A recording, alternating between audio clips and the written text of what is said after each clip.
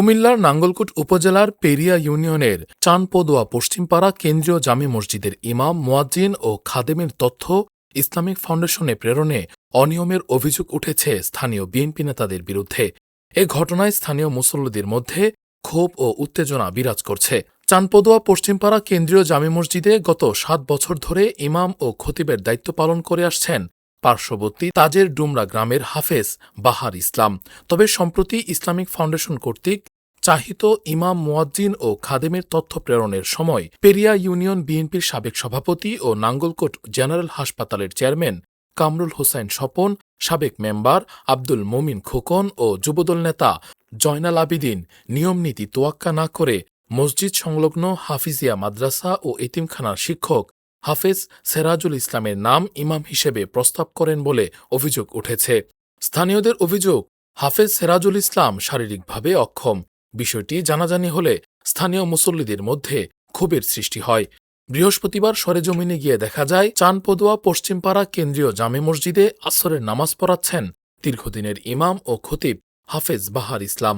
এ ঘটনায় হাফেজ সেরাজুল ইসলাম বিএনপি নেতাদের দায়ী করে বলেন, আমি নাম দিতে চাইনি, তারা আমাকে বাড়ি থেকে গাড়িতে করে নাঙ্গলকোট নিয়ে স্বাক্ষর করিয়েছে। বিষয়টি তাদের দায়িত্বেই হয়েছে। তারা বললে আমি এক্ষুনি বাদ দিয়ে দিব।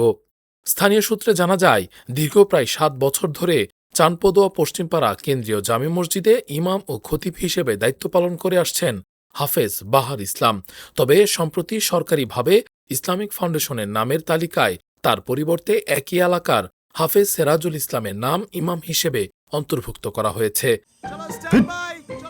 লাইফে কোনো কিছুর গ্যারান্টি নাই, তাই ইন্স্যুরেন্স করুন সিটি ব্যাংকে, কারণ ইন্স্যুরেন্স করলে সিটিতে সুরক্ষা পাবেন নিশ্চিন্তে। এ বিষয়ে চানপদুয়া পশ্চিমপাড়া কেন্দ্রীয় জামে মসজিদের ইমাম ও খতিব হাফেজ বাহার ইসলাম বলেন, দীর্ঘ ৭ বছর খেদমত করে আসতেছি, বর্তমান এখনো চলমান রানিং ইমাম হিসাবে আমি এখনো আছি। এই অবস্থা থাকা অবস্থাও বাংলাদেশ সরকার যে একটি উদ্যোগ নেওয়া হয়েছে যে সারা বাংলাদেশে ইমাম, খতিব, ইমাম, মুয়াজ্জিন, খাদেমের জন্য যে সম্মানী ভাতার একটি, আমার এই মসজিদ থেকে আমাকে সেই সরকারের সম্মানী ভাতা থেকে বঞ্চিত করার জন্য আমার স্থানীয় কিছু নেতা কর্মী, আমার মুসল্লি সেই মাজরে মনে বস্তা সে চেয়ারে বসে নামাজ পড়ে এবং কি মিথ্যা বানোয়ার একটি অপবাদ দিয়ে তার নামটা, আমার নামটা বাদ দিয়ে তার নামটা সেখানে জমা দেওয়া হয় কাগজপত্রগুলো সরকারিভাবে আমার নামটা কি করছে বাদ দিয়েছি। হ্যাঁ, কারা দিয়েছে? আমার গ্রামের কিছু নেতা কর্মী, তারা তার নামটা দিয়েছে। তবে কারা দিয়েছে সেটা আমি বলতে পারতেছি না। মসজিদের মুয়াজ্জিন হাবিবুর রহমান বলেন, বর্তমান ইমামকে এই মসজিদের কত বছর থেকে ইমামতি করছেন? 7 বছর। সিরাজুল ইসলাম কি আসলে এখানে ইমাম ছিল কখনো? এই মসজিদের নিয়মিত মুসল্লি আবুল কাশেম ও সিদ্দিকুর রহমান বলেন, এই মসজিদের ইমামের নাম কি?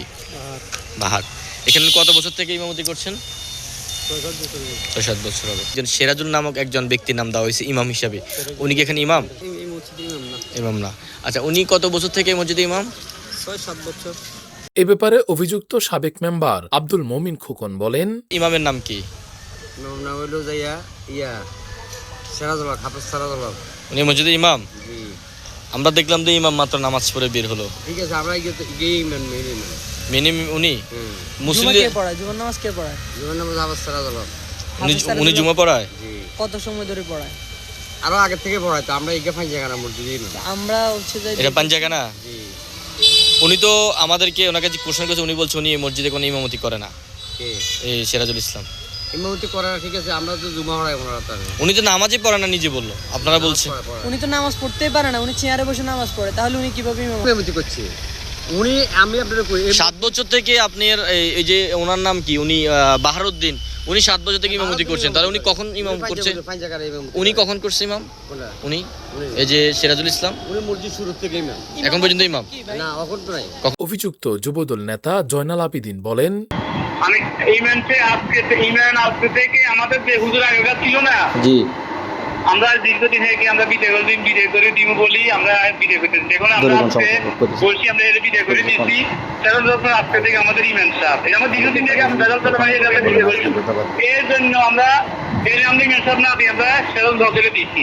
এ ঘটনায় অপর অভিযুক্ত পেরিয়া ইউনিয়ন বিএনপির সাবেক সভাপতি ও নাঙ্গলকোট জেনারেল হাসপাতালের চেয়ারম্যান কামরুল হোসেন স্বপন বলেন, ষষ্ঠ বক্তব্য আমাদের জুম্মার ক্ষতি হলো হাফেজ সারাত। উনি হাফেজ সাহেব বলছে উনি জুমা নামাজ পড়ে না। আমার কথা শুনুন, হাফেজ সারাত কি বলছে ওটা না, উনি নামাজ পড়ে না, আপনি বললে তো হবে না। আমরা স্থানীয় ভাবে হুজুরকে আমরা রাখি না, আমরা রাখেন।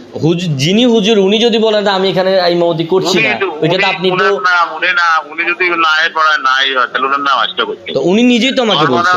উনি বিষয়ে আমরা বিতর্ক না করি। রাশেদ ভাই, চানপদুয়া পশ্চিমপাড়া কেন্দ্রীয় জামে মসজিদের সভাপতি মাওলানা আনোয়ারুল্লাহ বলেন,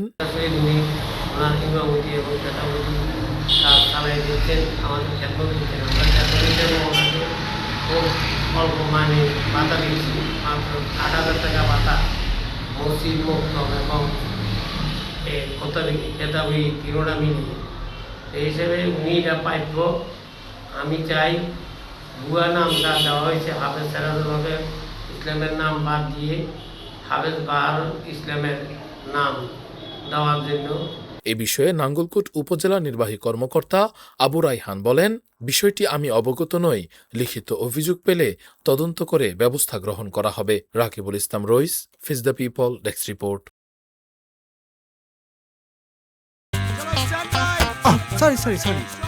লাইফে কখন কি হয় গ্যারান্টি আছে? তাই ইন্স্যুরেন্স করুন সিটি ব্যাংকে, কারণ ইন্স্যুরেন্স করলে সিটিতে সুরক্ষা পাবেন নিশ্চিন্তে।